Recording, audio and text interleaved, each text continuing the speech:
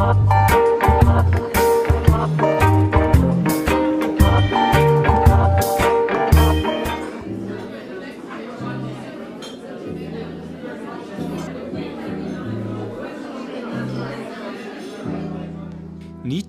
þeirra sem hlutu starfslaun listamanna árið 2018 bjuggu á höfuðborgarsvæðinu, en 2 af hverjum 5 bjuggu í póstnúmeri 101. Samtals 6% þeirra sem hlutu starfslaun listamanna bjuggu á Suðurnesjum, Vesturlandi, Vestfjörðum, Norðurlandi, Austurlandi og Suðurlandi, en 4% bjuggu erlendis. Já, þannig að íbúar í 101 Reykjavík eru tæp 5% af þjóðinni og tæp 40% þeirra sem fá listamannalaun, þannig að svona þessi mýta listamannalaun og 101 Reykjavík kannski ekki alveg úr lausu lofti gripin eða hvað? Nei, en þetta eru dálítið samt svona stuðar mann pínu í þessar tölur að sjá hvað þetta er skýr skipting og maður náttúrulega spyr sig, búandi annars staðar en Reykjavík, hvort að sé nú ekki hægt að hafa eitthvað fleira af þessu listamönnum hérna dreift landið, þurfum við allir að vera þarna í 101 eða helmingur þeirra í 101. En það er náttúrulega kosti og galla að vera með svona kerfi eða hvort að maður ætti að vera með kerfi þar sem það væri bara kvóti fyrir vissan fjölda af listamönnum á hverjum stað. Við höfum sko kerfi sveitarfélaganna sem eru sko að vera með einn bæjarlistamann á launum og ég held að bara flest stærri sveitarfélög síðan með það. Ég veit ekki alveg hvað svona stærðarmörkin eru en maður er sko sér á því að sveitarfélögum finnst mikilvægt að vera með listamenn innan sveitarfélagsins. Já, og það er kannski það sem að þarf líka þá bara að fara að huga hvernig fáum við listamenn, hvernig getum við látið þeim langa til að búa landsbyggðinni hjá okkur. Hvað gerum við til þess? Hvernig samfélag vilja listamenn búa? Til að byrja með. Já, við getum náttúrulega hort á þetta öðruvísi, menn detta svolítið niður í þetta sko að hversu miklu peningar koma hérðan og hvert fara og allt þetta sko. Við getum auðvitað hort á þetta víðar og sagt auðvitað viljum við að listamenn geti helgað sér list sinni þar sem þeir vilja búa. Og við sem samfélag erum að þá með þessi listamannalaun eru rúmlega 130 ársstörf. Fólk sem að getur þá helgað sér list sinni, fleiri eru tæplega 400 einstaklingar sem þá styttri tíma. Að sko eins og við höfum gert þetta þá höfum við hort á landið í heild. Og það er svo sem eðlilegt að listamenn þeir svona þjappa svolítið saman, þetta er svona lífsins gangur sko. En við getum spurt okkur hver eru áhrifin á samfélagið. Auðvitað auðgar þetta mikið samfélagið í ákveðnu hverfi í Reykjavík að hafa svona marga listamenn. Og sama hátt getum við sagt að það kannski gerir önnur samfélag svolítið fátækari að þeir listamenn sem að, skattgreiðendur á launum, eins og maður segja, að þeir skuli ekki vera hluta af samfélaginu, þeir skuli ekki vera að vinna list sinni í samfélaginu, skuli ekki vera í daglegum samskiptum. Þannig að hvernig stendur á því að af öllum ríkisútgjöldum skuli menningamálin og til dæmis listamannalaunin vera samþjöppuðust af öllu, ekki bara á höfuðborgarsvæðinu, heldur í einu tilteknu hverfi. Þarna er komin svona kjarnaspurningin sko. Til hvers erum við með list? Á hverju er list? Til hvers viljum við að það séu listamenn? Og til hvers viljum við vera að setja framlög í listir? Og þú segir sko, svona óháð búsetu, sko ég set svona aðeins spurningamerki við það. Segjum bara allir þessi listamenn sem eru styrtir, þeir bara byggu allir í Sevilla á Spáni. Og er okkur bara alveg saman það? Þeir myndu það auðga mjög mikið menningarlífi í Sevilla, en hvað myndu þeir gera fyrir okkur sem samfélag? Ég held að við ættum að líta kannski pínu til þeirra samfélag sem þegar hafa mikið af starfandi listamönnum og sjá hvað það áhrif hefur haft á þau. Og við vitum náttúrulega að það hefur ásöknum því samfélag, við getum tekið Seyðisfjörð sem dæmi. Þegar hann fer að byggjast upp sem svona listamanna nýlenda, að þá var kannski ekkert áhugavert að vera þar, en síðan fara þessi hópar að flytja þarna og byggja upp svona skemmtilega fjölbreytt, svona heimsborgara samfélag, þá verður þetta ákveðið ádráttarafl og þarna er bara komið fullt af starfandi listamönnum og líka listamönnum sem eiga heim í Reykjavík og koma og vinna hluta árinu þarna. Og sjáum sama gerast á Siglufirði. Hvernig var fyrir 15 árum á Siglufirði? Hann leit ekki svona út þá. Og það er bara þessi breyttu atvinnahættir sem hafa haft þessi áhrif á samfélagið. Það hefur aukið mjög aðdráttarafl til búsetu. Það fólk hefur viljað koma þarna og búa þarna. hvort sem það starfandi í listum eða öðrum greinum. Já. Þarna sko, held ég að þú komið alltaf að kjarnanum, hvort sem fólk vilji vera starfandi í listum eða öðrum greinum. Við sko, það þarf náttúrulega að vera hægt að búa á stöðunum, hvort sem þú ert listamaður eða ekki.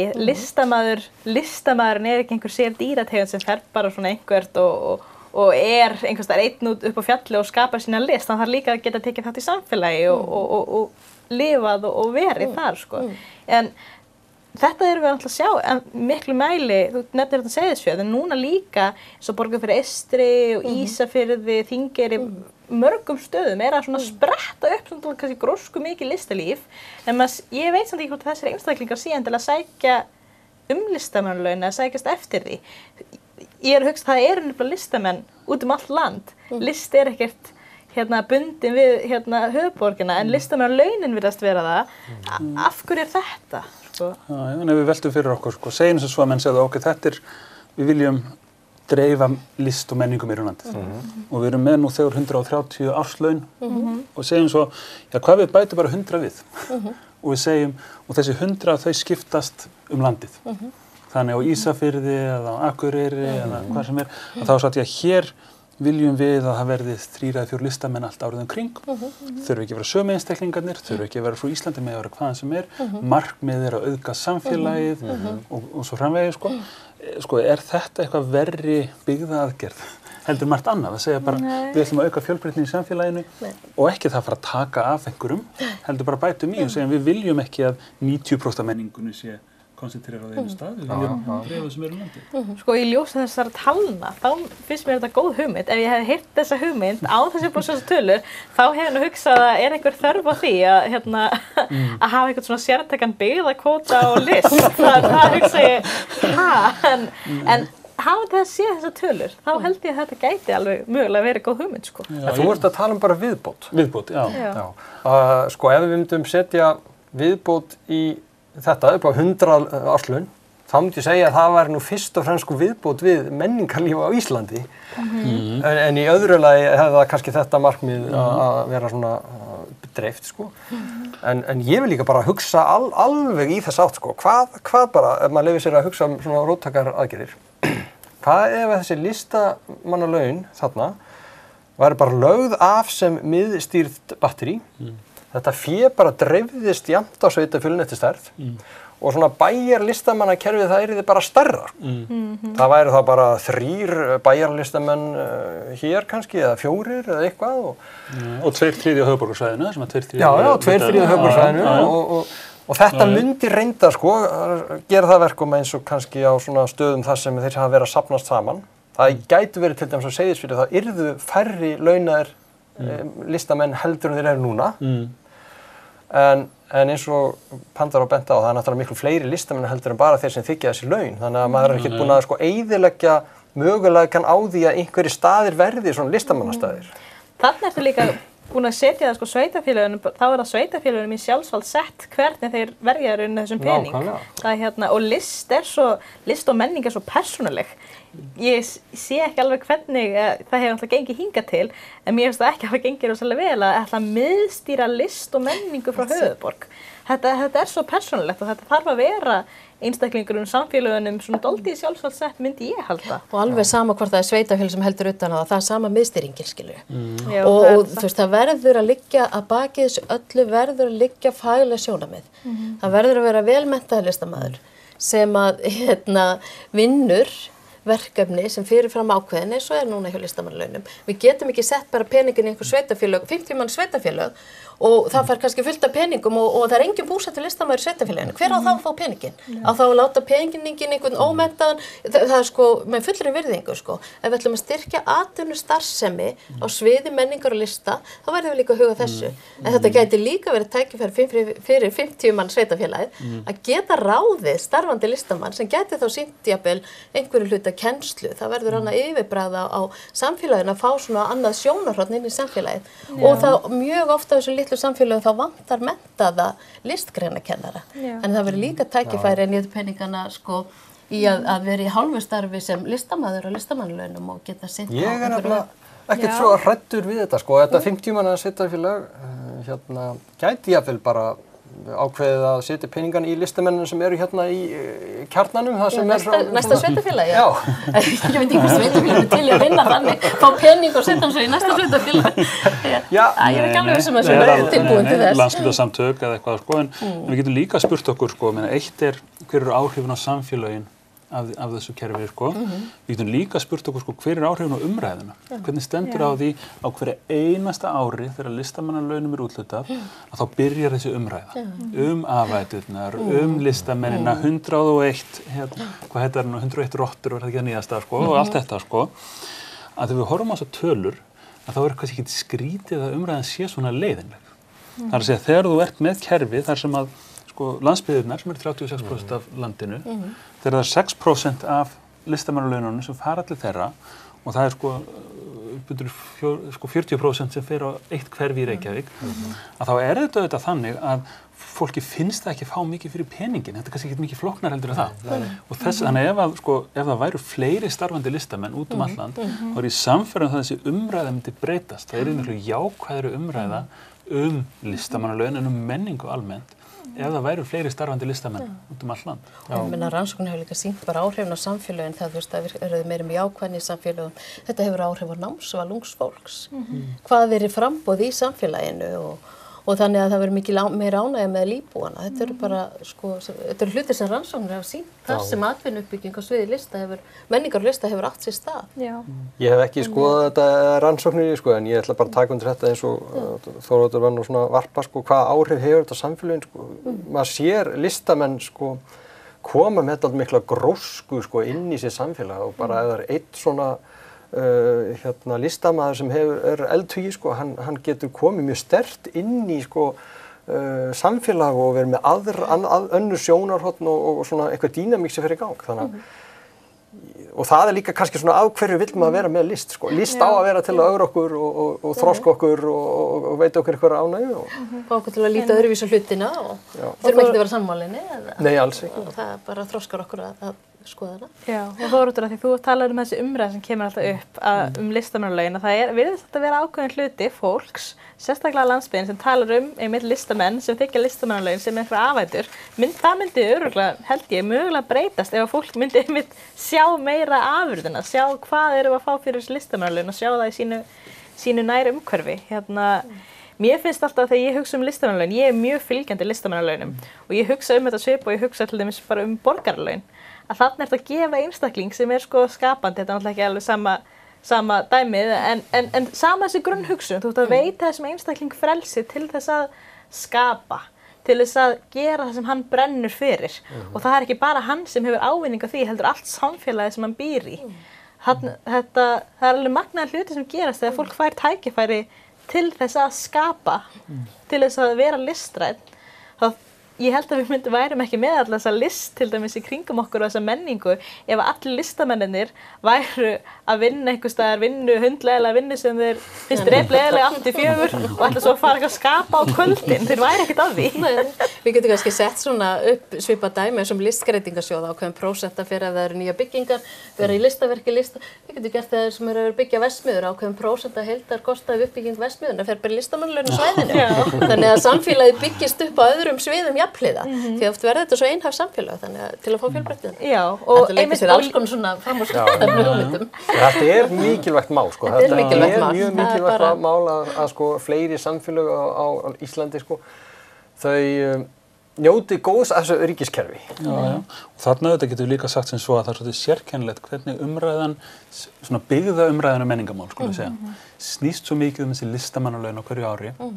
Og það er svo, menn kannski gleyma því að listamannalaun heitir einhverja 630 milljónir á ári. Það er svo alvöru peningar. Það er samt ekki nema 5% af þeim peningum sem ríkið verið til menningamála á hverju ári. Þannig að það er spurning hvort þú maður kíkja aðeins á hvernig sú skipting er yfir í öllum menningamálum.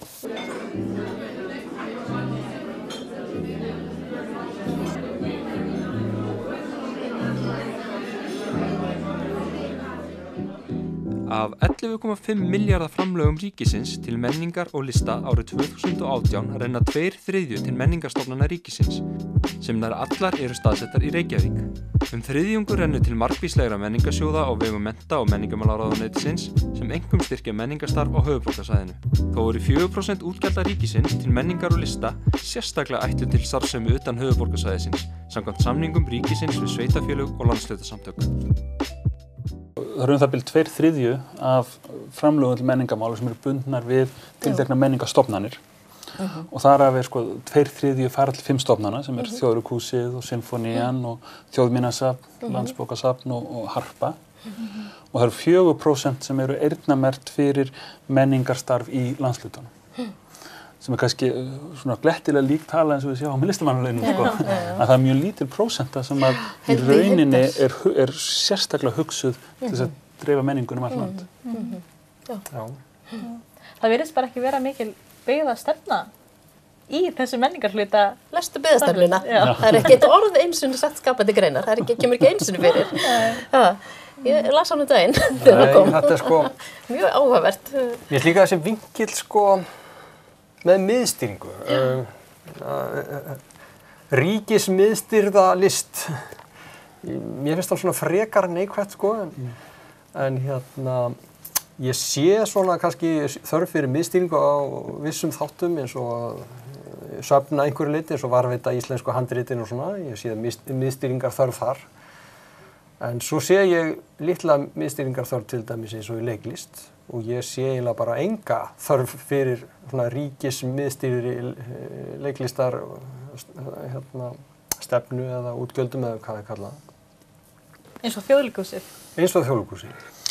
Já, sko, þetta getum við hort svona á þetta, ef við viljum svona vera brútal getum við sagt sem svo, já, ef við deilum þessu á þjóðina og þá getum við sagt að hvers mann barn sé að eyða, sko, verja 34.000 krónum ári í menningarmál, þannig að sko 1000 manna byggðarlag að setja 34 milljónir í menningarmál, sem gott. Og menningin mikilvæg og spurningin svo, já, þetta menning sem að íbúarnir njóta eða þetta menning sem einhvers staðar mjög langt í burtu í nafni þjóðernishyggju? Það að segja við sem þjóð viljum hafa menningu.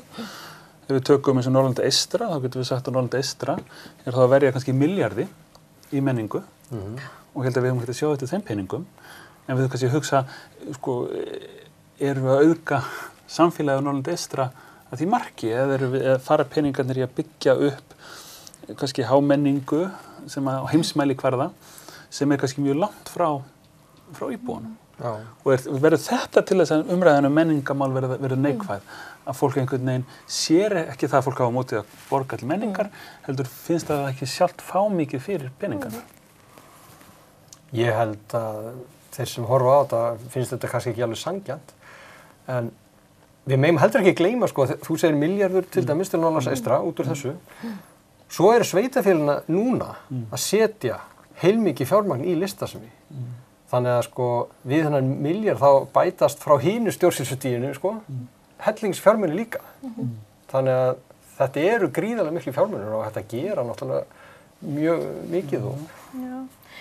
Ég er svona dálítið beggja blands í þessu, sko, því að örlitum til það ég alveg sammála sem þú ert að segja, Þóroddur, og mér finnst það, sko, ef við hugsa það bara rökrétt, þá finnst mér það algjörlega passa og eiga vel við. En samt eitthvað svona tilfinning í mér, ég vil heldur ekki missa Þjóðleikhúsið. Ég vil geta farið suður í menningarferð og sé leikrit, því ég er ekki viss að það myndi sprett upp Þjóðleikhús eða svona á svipuðum kaliber, svona þessi hámenning hér og þar landið, ekkert endilega. En þess að þjóðmenningarstofnanirnar komin í þetta. Þjóðmenningarstofnanirnar hafa ákveðna skyldum að gegna bara samkvæmt lögum og þær hafa kannski ekki haft tækifæri, annars þeir eru ekki ná fjármagn að gera ráð fyrir því í sínum áætlunum og það er kannski þetta hlutverk sem þau þurfa að rækja gagnvart landsbyggðinni betur og það er svona kannski okkar þegar ég var starfandi sem menningarfulltrúi þá reyndum við dálítið að svona hvetja til þess og það voru mörg góð verkefni og sérstaklega náttúrulega Þjóðleikhúsið var með frábært verkefni sem var komið allt land sem er þjóðleikur. Þannig að það, sem var fyrir ungt fólk. Þannig að við þurfum líka að hugsa það. Þeir hafa ákveðna skyldur samkvæmt lögum og þeim ber að rækja þær en kannski ekki alveg gert, sko. Já, sko, ég er svona alveg hinum megin.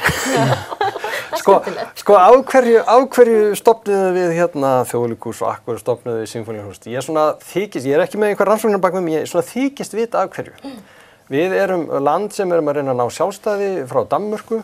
Danmörk mjög miðstýrt land sem með svona sko konunglegt leikhús og allt svona konunglegt sko. Og það okkar fyrirmynd. Og hvernig ætlum við að vera sko sjálfstætt land nema að vera með svona flott leikhús eins og þarna í Kaupmannahöfn sko. Við getum ekki verið sjálfstætt land að öðruvísi sko. En svo náttúrulega vex þetta kerfi og segjum nú svo að við bara leigðum þetta kerfi af. Það væri ekki þjóðleikhús lengur. Þessi milljarður sem fer í þjóðleikhús, hann fer í leiklistastarfsemi, en bara út allt. Bara til sveitarfélagana, bara sveitarfélögin fá þennan milljarð og þau eiga að nota hann í leiklistastarfsemi. Það þýðir það sko að það ekki víst að leiklistastarfsemi á höfuðborgarsvæðinu myndi neitt dragast saman. Það getur vel verið bara meiri gróska, fleiri hópar, áhugahópar og svona sem getur sko sótt peninga. Og Suðvesturhornið gæti kannski bara haldið áfram að reka 2 stóra atvinnuleikhús ef það vildi. Og sko borgarleikhúsi, það hefur ekki minni getu til að setja upp stórar flottar sýningar heldur en þjóðleikhúsi, alls ekki. Þannig að þú getur farið áfram til Reykjavík og farið á risastóra leiksýningar sko. En við fengjum kannski á móti sko miklu grósku meiri leiklistastarfsemi út allt land og værum ekki alltaf að væla í þjóðleikhúsinu þegar þið þjóðleikhús, þið verðuð að koma með sýningar til okkar og þeir segja bara nei, við höfum enga peninga til þess, þessi milljarður, hann ekki til þess sko, þú voru að skilja það. En nú komum við kannski að punktinu sem Þóroddur var með áðan, það þessi 4% þarna sem standa hjá þér, sem fara í menningarstarf á landsbyggðinni. Og það kannski, okkur vantar bara meiri fjármagn í landsbyggðina í framleiðslu viðburða, framleiðslu faglegra viðburða og við höfum oft talað fyrir því að reyna að fá meiri pening inn í þennan farveg sem menningamál á landsbyggðinni og það kannski einmitt þessi faglegi þáttur að byggja hann upp víðar landið með samningum eða atvinnustarfsemi á einhvern hátt. En það líka spurning sko, þegar við byggðum þetta kerfið upp og byggðum upp þessar stofnanir, þá var þjóðin kannski 100.000 manns og Reykjavík var svona kannski þriðjungurinn af því. Núna sko höfuðborgarsvæðið 200.000, bara höfuðborgarsvæðið. Og þá getum við sagt sem svo, já þessi 200.000 manns á höfuðborgarsvæðinu geta þeir rekið professional leikhús án þess að fólk á Súðavík eða Suðureyri leggi þeim til peninga. Það þessi 2/3 hluti landsmanna sem á Suðvesturhorninu náttúrulega sko resource, geta þeir byggt upp öfluga menningarstarfsemi, hvað myndi gerast ef að Norðurland eystra hefði milljarð til menningamála? Frá ríkinu? Bara frá skattgreiðendum, frá ríkinu eða frá íbúunum.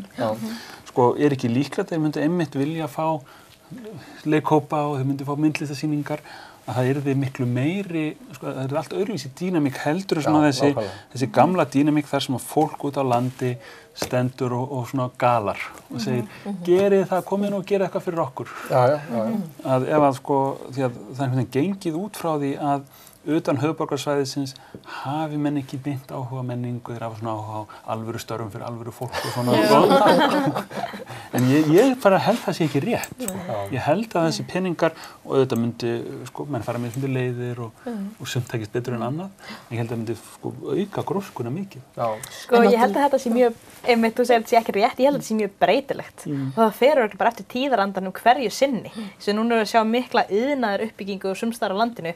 Hvað ef að sko, þessi fjármunir færi bara beint til sveitarfélögin, þetta þyrfti að vera eyrnamört, menningu og listu, því annars gæti sveitarfélögin hugsa bara, það er mikil þörf hjá okkur núna í fjárfesti í þessum iðnaði, við geymum menninguna bara í nokkur ár og þetta fer algjörlega eftir því bara hverjir eru við stjórnvölinn hverju sinni á hverjum stað. En svo mögum við heldur ekki glemma því, ef að við höfum áhuga á að börnin okkar hafi áhuga á menningu og upplifið að lifa í svona fjölbreyttum samfélögum, þá þurfum við líka strax að byrja að alaði uppi að vera áhorfendur að fara að skoða sýningar, fá að sjá og það líka svo mikilvægt að það sé sko fjölbreytt og vönduð menning á landsbyggðinni fyrir alla aldur og við þurfum alltaf að byrja að snemma sko. Ég held ekki líka sko, ég myndi þessi ótti við það að menn myndi þá bara nota allir peningan í álveri eða eitthvað sko, að sko kæmi það ekki pínlítið í ljós, segjum svo það var eitthvað landsvæði sem segði við viljum bara ekki sjá menningu, bara ekkert svoleiðis sko og við viljum bara eitthvað annað, hvað haldið það myndi verða það landsvæði? Þetta er svolítið spurninginu það að treysta fólk ekki og segja ef þú lætur íbúana ráða að þá myndu þeir aldrei vilja menningu. Ef við trúum því hvar stöndum við þá? Er það þá einhvern veginn, eigum við að hafa vit fyrir fólkinu og sko, skylda það til menningar? En ég hef akkurat engar áhyggjur af þessu vegna þess að sveitarfélögin eru núna að setja fullt af peningum í menningu sem sýnir það að þau vilja gera þetta. Og í þessu nýju sóknaráætlunum þá hafa þau náttúrulega tækifæri til að færa á milli liða. Þú veist, það er x krónur í menningarstarf og x krónur í atvinnuuppbyggingu og þau geta fært þarna á milli en flest samböndin hafa bara haldið menningarhlutanum óbreyttum. Og það sýnir það bara sveitarfélögin vilja eins og flest önnur samfélög vilja halda menningarstarfi blómlegu á svæðunum sko. Þannig að þau hafa ennþá núna þennan smá hreyfileika en ég er svolítið spennt að sjá þegar sóknaráætlunirnar verða teknar út hvort þetta sé ekki rétt tilfinning hjá mér að þau halda sínum menningarpeningum áfram þar. Já, það er spurning sko. Ég vil trúa því að ef ég mætti ráð þá væri frelsi einstaklísins algjört. En já, maður veit, það er alveg skipta skoðanir á því, sko. Það er hvernig það myndi ganga. Ég er bara að reyna að velta þessu möguleikum upp fyrir mér. Svo eru sumir náttúrulega á þeirri skoðun að eru bara móti því að fara að gera eitthvað svona tilraunir með fólk og með samfélög. En kannski ættum bara að gera það. Já, hættaði tilrauninni með nýstingu. En það er náttúrulega bara eins og alltaf er. Ef að þú ætlar að taka þá peninga sem eru til staðar og skipta þeim upp á nýtt, þá verður allt vitlaust. Það verður bara blóðbað. Að ef þú ætlar að breyta þessu, þá þarftu að bæta peningum inn. Þú þarft að segja sem svo, við erum með þessa menningamáli núna og já, við erum búin að byggja upp þessa fínu starfsemi á höfuðborgarsvæðinu, nú ætlum við að bæta í þar sem ekki hefur verið áður. Og þegar við byggðum þetta upp, þá var Reykjavík 1 og við áttum ekki aðra möguleika. Nú eru möguleikar, það er tækni, það er menntun, það er alls konar breytingar. Þannig nú getum við byggt upp menningu um allt land, þannig að við ætlum að bæta í menningarstarfsemina til þess að gera hann fjölbreyttari. En hvernig ættir að bæta í menningarstarfsemina án þess að taka einhverstaðar annars staðar frá? Með því að setja meiri pening í menningu. Já, en hvaðan á sápeningur að koma? Kemur hann frá einhverjum öðrum liðum sem við ætlum þá að leggja minni áherslu á eða ætlum við að hækka skatta til þess eða hvað? Hvernig verður þetta útfært? Það skiptir líka miklu máli. Já, og við erum að setja heilmikla pening í byggðamál og já, við erum að setja peninga í byggðamál. Það er ekkert mjög mikið. Nei, og við erum að setja peninga í atvinnumál og við erum að setja peninga í nýsköpun. Þannig að það að segja sem svo, já, þar sem að kannski mest brennur á er að efla menningarstarfsemi út um allt land. Þá er þetta ákveðin með ríkisútvarp, við erum ekki að tala um það. Nei, og þá er það ákveðin forgangsröðun, sko, en það var nú sumir tala fyrir því að leggja niður ríkisútvarp. Ég heyrði það daginn. Já, það er alveg einn möguleikinn, sko, sem er svona gaman að ræða. Það má þetta segja með ríkisútvarp á sama hátt. Ég meina, hvað myndi gerast ef að, sko, við myndum nota þá peninga til þess að efla fjölmiðlunum um allt land? Já. Sumt myndi hverfa og annað kemur í staðinn. Já, bara eins og þessi stöð hérna, það gæti þá sótt peninga í einhvern sjóð, ég meina það. Já, við tökum sko bara... Framleiðsla efnis. Já, framleiðsla efni. Já, og framleiðsla, sko, ef við viljum að þessi gerðir sjónvarpsþættir sko málefni út um allt land, gerum við það með að gera sko siðferðilega kröfu á ríkisútvarpið að gera svoleiðis efni, eða gerum við það gegnum eins og Rannís og segjum bara, hér eru styrkir til þess að framleiða efni þetta efni. En ég er ekkert alveg sammála þér, Þórður, sko. Mér finnst bara allt í lagi að setja bara endapunkt og láta eitthvað nýtt taka við, sko. Þú segir að það er blóðbað, það getur vel verið, sko. Einu meira við.